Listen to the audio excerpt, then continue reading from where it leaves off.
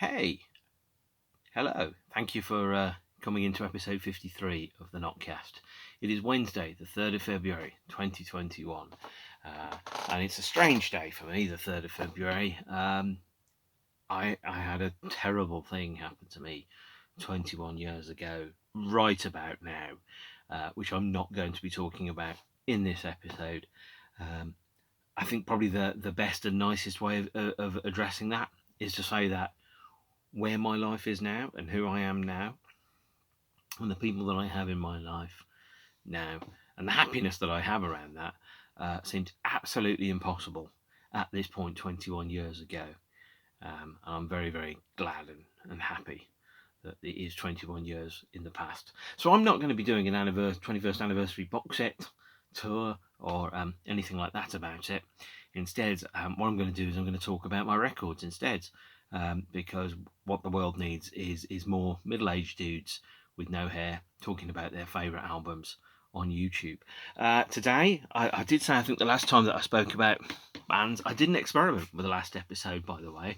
I decided not to put it on my social media. I decided not to put it on my Twitter or on my Facebook or Instagram or anything like that and see how many people would tune in. And the numbers are near enough exactly the same. So I guess that kind of worked out. The last episode I talked about what makes a band, and what I didn't talk about at that point, and really thinking about it, I should have done, is I should have mentioned other major ongoing cultural and non-business entities, and how they've continued even though almost nobody is still there. So, for example, the original lineup of Manchester United split quite a long time ago and undoubtedly have died. In the same way that, for example, very recently we've seen the death of both Sean Connery and Roger Moore, which means that we haven't even got the original James Bond, which means one of the things which I always wanted to pitch, I always wanted them to make a TV show called Bond of Brothers about the ex-actors that used to play James Bond, all slowly going senile in an old person's home, pretending they used to be a secret agent. And then the five of them, that would be Roger Moore, Sean Connery, Pierce Brosnan, Timothy Dalton and George Lazenby. Now, I know we'd have no trouble getting George Lazenby to do it. All kind of wandering around an old person's home, solving crimes that don't really exist, and maybe coming across the multiple surviving actors that play Blofeld. Although I think Telly Savalas, Charles Gray, was there another guy that played Blofeld? Yes, Donald Pleasance. They're all dead, actually. So there's no point in chasing up Blofeld. Yada yada yada. You know, the kind of people that do YouTube things, and yes, I'm a YouTuber now, will do ages of stuff right before what you're actually interested in, which has got nothing to do with it. And you go, well, what are you talking about this stuff? I don't know. Anyway, today is February the 3rd, 2021. And as I've probably mentioned, 21 years ago, awful things happened. And the best way to address that is not to address it at all. So instead, I'm going to talk about an album that came out not 21 years ago. I'm going to talk about U2's Best of 1990 to 2000, which is their second compilation album, which was released in around about August, October 2002. But you can't really tell the story of that album without delving into, obviously, All That You Can't Leave Behind, which was the subject of the previous episode where I talked about U2. And so let's start near the end of the Elevation Tour. So the Elevation Tour, as I've mentioned previously, and the All That You Can't Leave Behind album was built upon the best of 80 to 90. And in 1998, after Pop Mart, when the band had kind of played themselves into a creative dead end, they reset themselves. They released the best of 80 to 90. Hello, I'm the best of. Which kind of reminded people who they used to be and what they used to be good at. Saying these are, we're still the guys with the hats and the haircuts and all that. They released All That You Can't Leave Behind, which I regarded almost as a bit of a creative course correction, a reboot, kind of like the Casino Royale or the For Your Eyes Only of the Bond, or Goldeneye actually, of the U2 canon, a way of reminding people what they still were, what they're still good at, and what they should continue to do. And then they followed that up with the mostly indoor Elevation Tour. As I've mentioned previously, I think there were 3 or 4 venues that were outdoors, 2 shows at Slane Castle, 2 shows, I think, at Berlin, Waldburn. I'm not pronouncing that correctly, I know. And 1 show at Turin, were outdoor. The rest of the 111 shows or so were all indoors, all in arenas, all where demand clearly outstripped supply. So the band made a commercial, strategic decision to go into smaller venues and to create and generate demand and the cachet of having rock's hottest ticket, which was fine if you got a ticket, not fine if you didn't get a ticket. So we joined the story towards the end of the Elevation tour. Let's say it's November 2001. November 2001 saw the release of the first U2 DVD, U2 Elevation Live from Boston, which contains what it says, a full-length live show plus an extra set of bonus features. This was, I thought, it was a little cynical releasing this before the end of the tour. Got some stuff in the shops for the pre-Christmas period. People were buying DVDs, so U2 put this out. I think this was also the last VHS that U2 released. But it was released on DVD, and as mentioned previously, the home DVD release of it was edited and 4 songs were taken out. Not entirely satisfactory, especially considering one of those songs was One, which is quite a good song. And obviously on the All That You Can't Leave Behind box set, which features, pardon me, I'm trying to cut down on caffeine, the soundtrack to this, One is not featured. The additional songs which were taken out of the set are not included. So Elevation, as a DVD, came out late 2001. And that there were rumours that the band were going to carry on and do another round of the tour in summer 2002, in much the same way as they carried on with the Zoo TV tour and rebranded it as Europa in 1993, and they went to stadiums. So the rumour was that the band would be playing outdoor shows in the summer of 2002 in Europe and America. For some reason I saw a flyer that said that they were going to be playing Paris on the 25th of July 2002. Obviously that didn't happen. The shows were never announced, they never went on sale. At some point the band were clearly thinking about it, but they decided not to do that. And I'm quite glad that they didn't do that, because 1, I had no money, and 2, I was getting kind of sick of seeing Bono's face everywhere. It's probably the only time in the band's career where the band really overdid it in terms of commercial exposure, and they overdid it to the extent where people got sick of them. And following on from that, obviously the band played the Super Bowl show, which, if I remember correctly, is 19 years ago today, which was the last show of the Elevation period, and the band really kind of carrying on from the crest of a wave. They'd carried the mood of the nation, and they'd picked up the American mood, and they'd managed to be the band that gave a voice to the nation in the post 9/11 period, which by any standard must have been pretty damn tough and pretty damn special. So end of the Elevation tour, and the band are off there doing whatever they're doing. There's a couple of releases that come out. Here's a bootleg DVD of the first show of the American leg of the tour, the last American leg of the tour, November, October, December 2001. Oh dear, I should have more caffeine. Or maybe I shouldn't do these so late in the day, who knows. And then they followed that up with this EP, which is U2 7, which is effectively a bonus disc that sits alongside All That You Can't Leave Behind. And this has Summer Rain, Always, Big Girls Are Best, and remixes of Beautiful Day, Elevation, the single version of Walk On, and a version of Stuck in the Moment that you can't get out of. And then the band decided they were going to go and release the second of the compilation albums. So they picked up from the best of 1890, reminding everyone that they could still do the Bleeding Heart Sincerity and all that stuff. They'd done the All That You Can't Leave Behind album, which was a way of them almost reclaiming their commercial potential as something other than a greatest hits act. But what they wanted to do is they also wanted to remind it, because they'd kind of almost disowned the period of the 90s. So for the Elevation tour, for example, they played, I don't think they played any songs apart from Stay off Europa. I think they played maybe 3 songs at most off Pop. And they hadn't delved big into the 90s, and the staging had been a big step back as well. So what they needed to do was to remind people that got into them and liked them in the 90s that they were still the same band as well. So this was the third and perhaps a cynical decision to self-mythologize and create their own history by releasing the best of 90 to 2000. And the reason it's the best of 90 to 2000 is because it allows it to act as both, pardon me, the nearest thing to a contemporary greatest hits album that the band had put out. Most greatest hits albums aren't linked to specific periods in time, unless you're Iron Maiden, at which point you've probably got more greatest hits albums than you've got actual albums.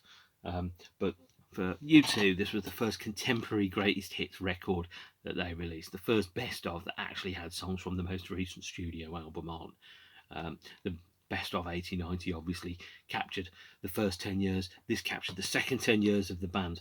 And I think there's a couple of things around the track listing and the sequence and the release of this that I'd like to bring up. First and foremost, the band, much like the best of 80 to 90, had decided that the cover art was going to be inside a frame. It was going to be a gilt edge, so it was going to be very clearly marking the band's change and the band's movement through time into something else. And there are a number of rejected sleeve designs for it. This is a book which I've referred to many times.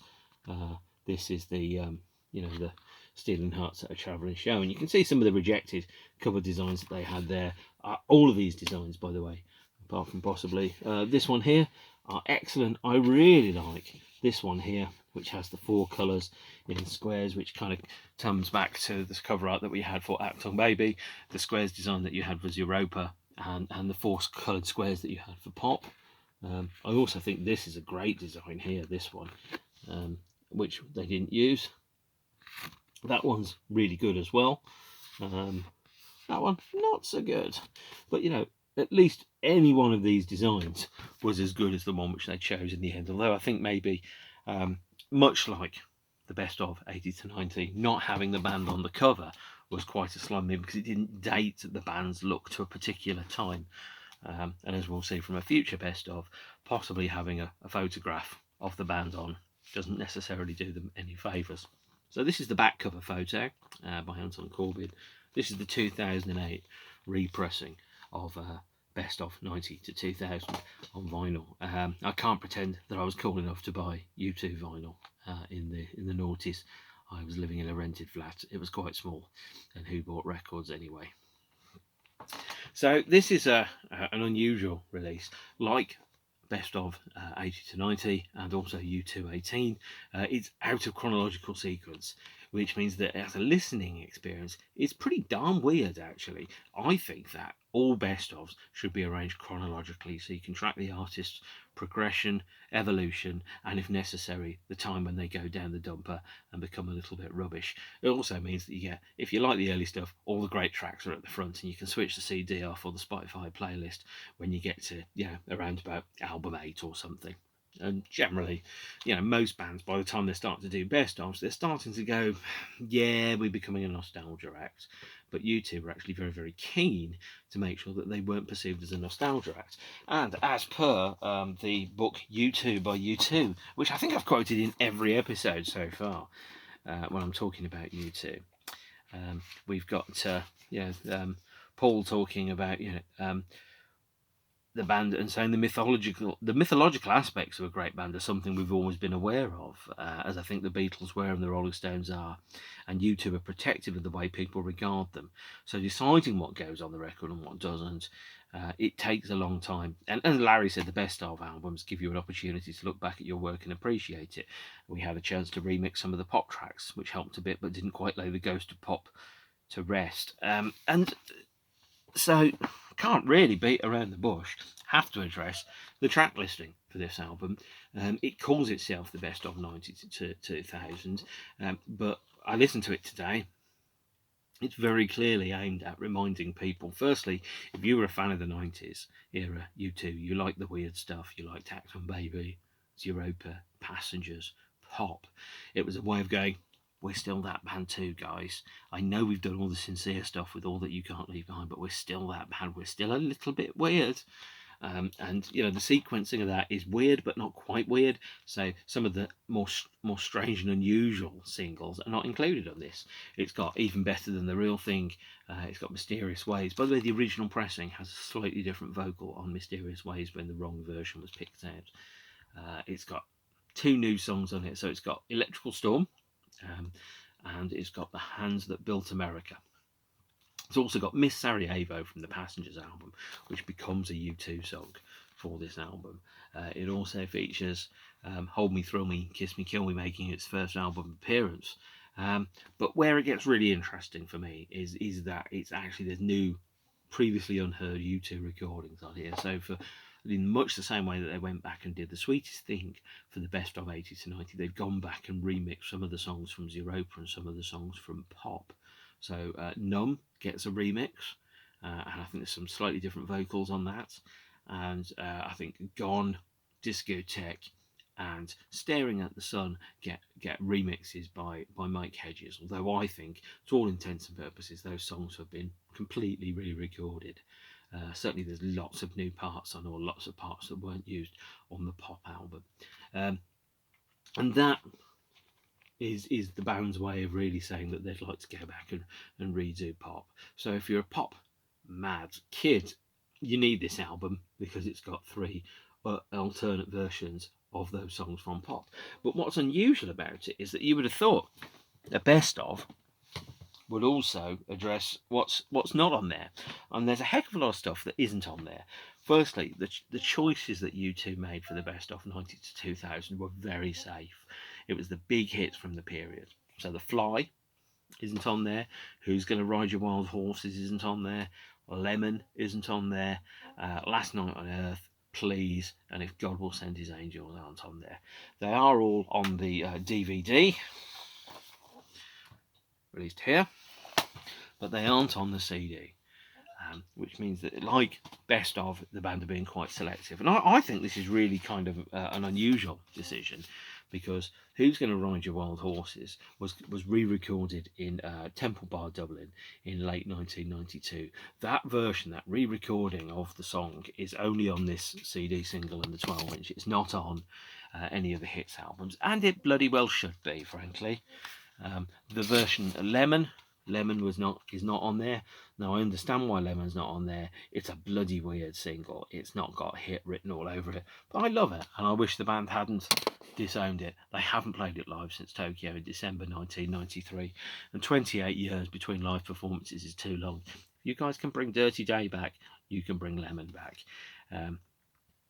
It hasn't got the single recording of Last Night on Earth, which has a different vocal on it, by the way, and it makes the song feel far better, far more complete, and that should be on there as well.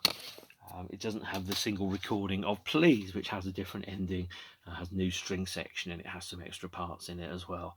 And as it says, the string arrangement was recorded in Holland, and it was mixed by Harry B and Mark Stent. So it's got a slightly different set of engineers and recording people on there. And also, If God Will Send His Angels was remixed for a single, and it's not on here. Now I listened to it today. It's 65, 70 minutes long. You could get an extra 3 songs on there very, very easily. So you could put Last Night on Earth and Please on there, and it would feel less like it's more revisionist, really. It would feel more honest around the band. But it's a very good hits album. If, by your definition of what a best of is, you want an album that you put on and it just brings you the big hits. It hasn't got the songs towards the tail end of the Pop era that nobody really likes. Hasn't got Who's Gonna Ride Your Wild Horses on. And I think The Fly was only on the UK CD. Yeah, The Fly was on the UK CD version of the album. It's not on the vinyl version of the album as an international bonus track. And I've kind of mentioned before, international bonus tracks are where, thanks to the vagaries of the exchange rate, it's cheaper to import a CD from another country than it is to buy the version that's manufactured in your own country. Japan and the UK, I think, were especially keen for this. So, or every Japanese edition of an album, which until relatively recently has had some form of bonus track on it, a remix, a new recording. something along those lines, something to make it worth buying. Which, if you were me and you had to own absolutely everything, means that yes, you had to go and buy the version of Gold Against the Soul by the Manic Street Preachers that was only available in Japan. That comes with a special live at the Club Sita Kawasaki in May 1992 EP on there, which means I had to pay about £40 to get this, but. Well, that's the thing when you're a record collector, isn't it? Sometimes you don't think to it. You just go, oh, I need it. I can't afford it. It's definitely me, as Sheep on Drugs sang in 15 Minutes of Fame. And so we've got the international bonus track appears on this. And the international bonus track on the CD version of the best of is The Fly. And I wish The Fly was on the proper version of the album that everyone can buy. I also think that they should have re-recorded The Fly to include the intro that they had and used on the Elevation tour.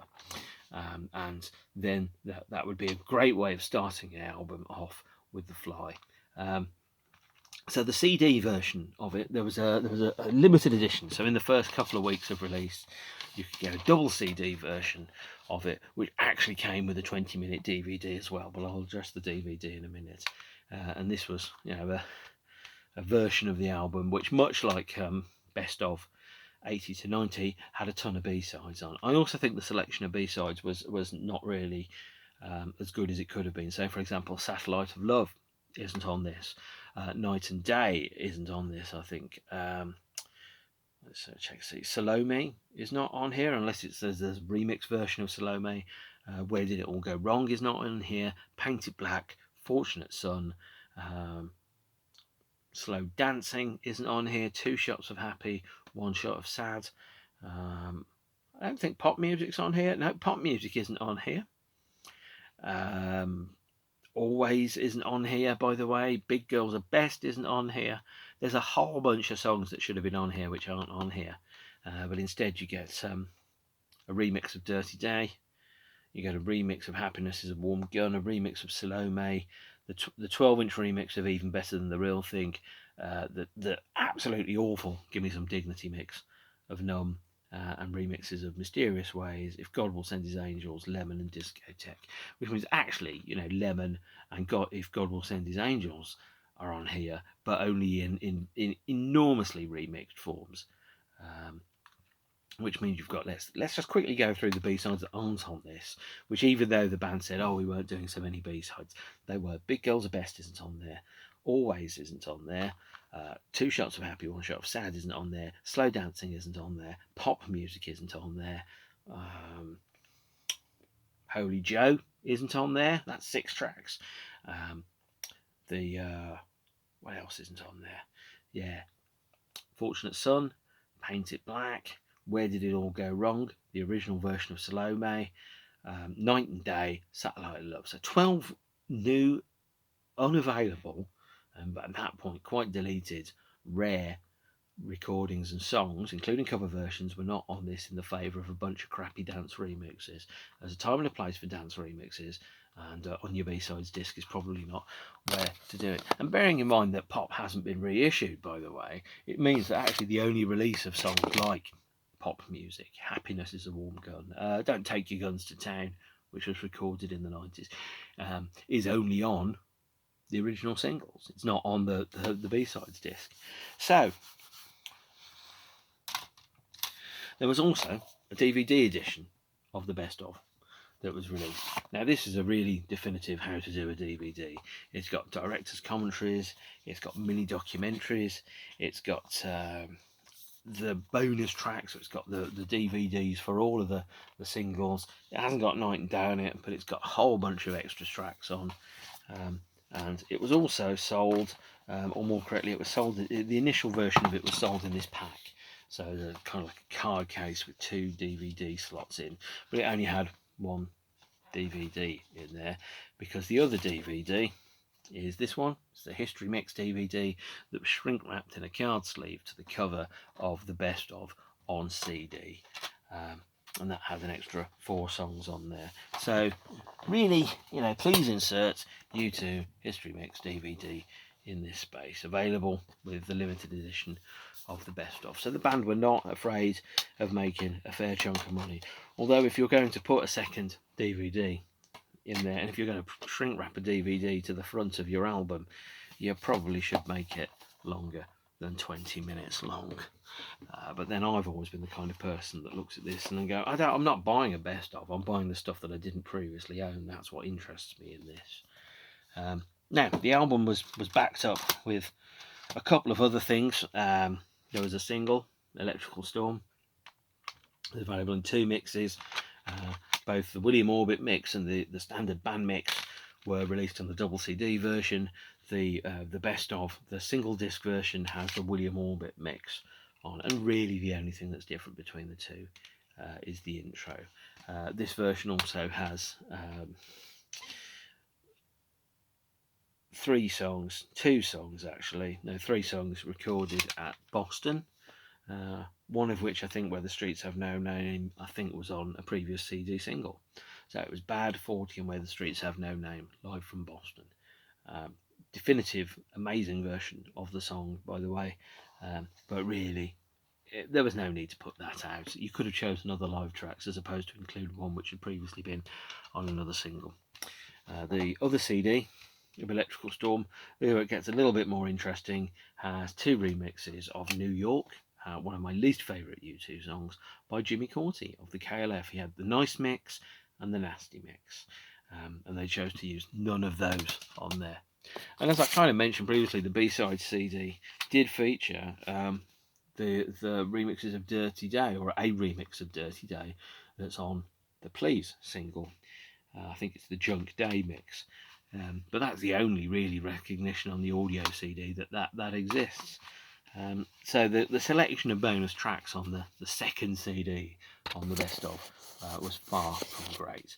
Had I had my opportunity, I would have run them in sequential order. I would have included Last Night on Earth. I would have included Please. I would have included Lemon. I would have probably included, Who's Gonna Ride Your Wild Horses. And if that takes you over 80 minutes, then maybe I'd take the first time off, because that's already on the Zero per album. Now, to promote the best of 80 to 90, there are another couple of releases. This one may surprise you. This is a promotional 12-inch. It is the remixes from the 90s. Comes in a fairly bland inner sleeve, double 12-inch. It's kind of like yet another variation of Melon and the Pop Marts Sampler. So it's got even better than the real thing, the Perfecto mix, a mix of Discotheque, the Solar Plexus Club mix of Mysterious Ways, the Jeep mix of Lemon, and the Zeromancer mix of Salome. And it's just occurred to me that those are the same remixes which appear on the double CD version of the album. Not much demand for this. I paid £4 for mine for a double 12-inch, an unreleased U2 double 12-inch, which is effectively a remix album, which is pretty interesting. The next thing that you get, and this is perhaps a little bit weirder, is this, Staring at the Sun, a promotional only 12-inch of Brothers in Rhythm remixes. Now, Brothers in Rhythm were not a fully fledged act at this point, so these are bootleg mixes, which the band had not had any involvement in commissioning. The Brothers in Rhythm, as I understand it, took the audio track from the acoustic version recorded at Mexico City, and you can hear the audience, by the way, singing along during particularly quiet parts of the ambient mix on this. They took the acoustic version off the Pop Mart VHS, and then they built a dance remix around that. I have no idea if these mixes have been released. They probably have been in some form. I think the club mix was released on the Artificial Horizon 2010 remix album. But before that, and aside from that, the only place to get these remixes, if I remember correctly, is on this 12-inch. And then another kind of weird thing happened. The band also broadcast a 50-minute version of their Slane 2001 appearance on television late at night to promote the album. It was a greatest hits set interspersed with behind-the-scenes footage. And that show became so in demand that there was a fan petition to release it as a DVD. And Christmas 2003 saw the release of U2 Go Home on DVD, recorded at the Slane Castle show. The whole of the Slane Castle show, apart from Mysterious Ways, which is a bonus track, and it's a really good live set. Really pleased that it came out. But if the fans hadn't done a petition in 2003 to get it released, I'm not sure we would have ever seen it, which actually is quite a shame because it's a firm fan favourite, and later appeared as a U2.com fan club release. Every year, if you're a member of the U2 fan club, the band give you a sort of gift. Effectively, you're buying the gift with your membership. They normally dangle the carrot of, well, access to ticket sales if the band are touring, which, by the way, the band have got a heck of a lot better at over time. Yeah, the fan club pre-sale on the Elevation tour was awful and deeply unsatisfactory, and the fan club sale on the Vertigo tour was pretty unsatisfactory as well. But I think I'm going to address that when I start talking about that album. So if the bands aren't touring, there's also a gift of some form. And I might talk about the band's various fan club releases. They will include remix albums, live albums, studio albums of rare and unusual stuff, outtakes, books, art prints, DVDs, live recordings, all that stuff. And the soundtrack for U2 Go Home was turned into one of the fan club releases. I forget which year this is, 2007. It was released as a U2 live album only to members of the band's website at that point. It's really good live show, and that's the reason why when they did the All That You Can't Leave Behind box set that they chose the Boston soundtrack instead of Slane, because Slane obviously had already previously seen an audio release. And that brings us up to 2003, and at this point, U2 have done a couple of pretty cynical things. They've released the best of 80 to 90 to remind people of when they were the hats and the haircuts and the flags. They released the All That You Can't Leave Behind as an album to bring in all the casual and lapsed fans and remind them, after buying the best of, that we're still this really good, really great, sincere rock band. And then they did the best of 90 to 2000 to remind people that yes, we're still the same weird band that we were in the 90s as well, as a way of trying to make sure that they didn't alienate or lose any of the fans that they had and brought on from the 90s. And I will say quite simply is, the 90s was the decade where I became a huge U2 fan. I liked the 80s, but the 80s, I'd grown out of the flag waving by the time I got to about the age of 15, and U2 hadn't quite grown out of the flag waving until a couple of years after that. But as I've said in a previous episode, when Axel Baby came out and they went weird and unusual again, and I was like, I'm all in, I love this band, and I wouldn't listen to U2 anywhere near as much if they hadn't carried on. If they'd stopped in 1989, I'd probably play an album of theirs, every few months. And I'd probably go, oh, I wish they were still going. I wish I could go and see them. I bet they'd be good. They'd be really good. Or they might have come back and they might have reformed and they might have been playing Brixton Academy and, playing the Joshua Tree in full, although they'd probably be playing the O2 Arena, actually. And going, well, we're going to play the 30th anniversary of the Joshua Tree at the O2 Arena. And inevitably, when every band reforms, they'd have a different bass player, which would be a great shame, because Adam is cool as fuck, as you can probably tell by that. So, there you go. The best of 90 to 2000 also contained, thanks to the vagaries of release schedules, a couple of songs from All That You Can't Leave Behind. So even though the 90s was seen as the weird and unusual decade where the band did, the stuff with the space suits and the astronauts and all that kind of stuff, two singles were released during the 2000s, or more correctly during the year 2000, Beautiful Day and Stuck in a Moment You Can't Get Out Of, both of which are on here, which technically speaking is, by virtue of the calendar, absolutely correct, because this album goes up to the end of the year 2000, and those two songs were released as singles in the year 2000. The other singles, Elevation, Walk On, didn't come out until the year 2001, and so therefore missed the cut-off for this. But as a casual U2 fan, if you're looking through here and you go, wow, oh, it's got Beautiful Day, it's got Stuck in a Moment, I remember those two. It's got Discotheque, I remember that. That one's not so good. It's got One, Miss Sarajevo, Stay, even better than The Real Thing, Mysterious Ways. Yeah, that's a good hits album. So, you know, it was a very well packaged and sequenced collection, but slightly cynical. But it did its job. It reminded the people that got into the band in the 90s that U2 was still that same band.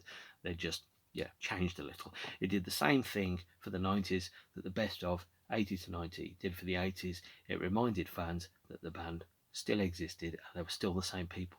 They'd just grown up a little bit in the meantime. Now, that's where I'm going to end, I think, today. If you've got questions, comments, or anything like that, again, underneath the video is the place to put them. Usual rules: don't be a dick in the comment section. And if you've got anything which you'd like to kind of talk about, do mention it. Probably not a great idea if you think I've got something wrong and you come up and tell me that I'm factually incorrect about something on the grounds that this isn't a university course. These aren't lectures which aren't going to be graded on by exams. I'm not going to be marking your papers. I'm just a guy with a big memory who knows an awful lot of pop trivia, talking about whatever it is that interests him, and whatever interests him at the moment is actually just an Irish rock band. Next episode will be either Star Wars: The Rise of Skywalker, New Order's Power, Corruption, Lies. It might be Suede's Head Music, but I think I'll leave that for a little while longer. And I might talk about growing up in Birmingham, or possibly the thing that happened 21 years ago tonight and tomorrow. But I don't really feel in the mood to do that, so I probably won't. Anyway, it's been lovely, I think, to see you again. This one I am putting on Twitter and Instagram and Facebook to see whether I get more views than the one I did yesterday, which I didn't put on Twitter, Instagram and Facebook. I am experimenting upon you all, but like most adults, I'm making this up as I go along. And anybody that thinks that an adult has got a plan, I'm going to tell you a secret. Most adults are making it up as they go along. They really are, and normally they get it kind of right and it looks like a plan. And you've got to remember, what Brian Eno said was, I throw my dart at the wall and then I paint the bullseye around where the dart lands. That's how I live my life. I throw the bullseye at the wall, or I throw the dart at the wall, then I paint the bullseye around, and I go, that's what I intended to happen all along. Anyway, I'm going to stop. I'll see you all again some other time. See you soon. Bye.